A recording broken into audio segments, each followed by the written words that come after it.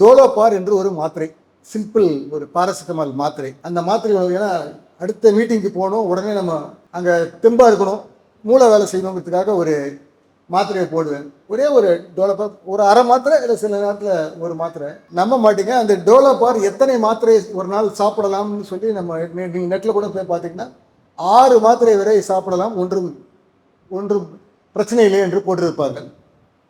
நான் ஒரு அரை மாத்திரையை சாப்பிட்டால் போதும், அரை மணி நேரத்திற்குள் எனக்கு பசிக்க ஆரம்பிச்சிடும். அதற்குள் அது ஒரு சின்ன அல்சரை உருவாக்கி எனக்கு ஒரு பசியை உருவாக்கிவிடும். ஆக என் மனதில் என்ன ஒரு நினைப்பு என்றால், இந்த அரை மாத்திரை சாப்பிட்டால் கூட அதுக்கு ஒரு சைடு எஃபெக்ட் இருக்கிறது.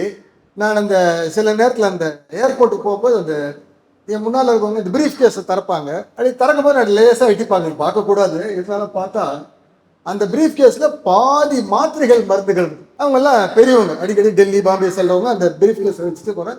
அதுக்குள்ளே அவ்வளோ மாத்திரை மருந்துகள். அரை மாத்திரையும் நமக்கு சேராத போது இவ்வளோ மாத்திரை சேருகிறது என்று நான் வேந்தது உண்டு.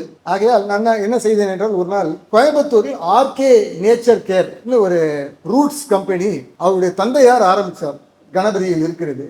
அங்கே ஒரு ட்ரீட்மெண்ட்டுக்காக என்னோட துணைவியாரும் நானும் அங்கே போனோம். போய் பார்த்த பிறகு அதற்குரிய இப்படியும் ஒரு உலகம் இருக்கிறது என்று அங்கே எனக்கு ஒரு கண் திறப்பு. அதை பார்த்து வந்த பிறகு அனைவரும் கோயம்புத்தூருக்கு செல்ல முடியாது. ரெண்டாவது அங்கே புக்கிங் வேறு, கிட்டத்தட்ட 1 இயர் புக்கிங்லாம் வெயிட் பண்ணணும். திண்டுக்கல்லே நம்ம ஏன் ஒரு சின்ன லெவலில் ஆரம்பிக்க கூடாதுன்னு சொல்லிட்டு நினைச்சேன். அதோடைய பிரதிபலன் தான் நாகா நேச்சர் கேர் சென்டர்.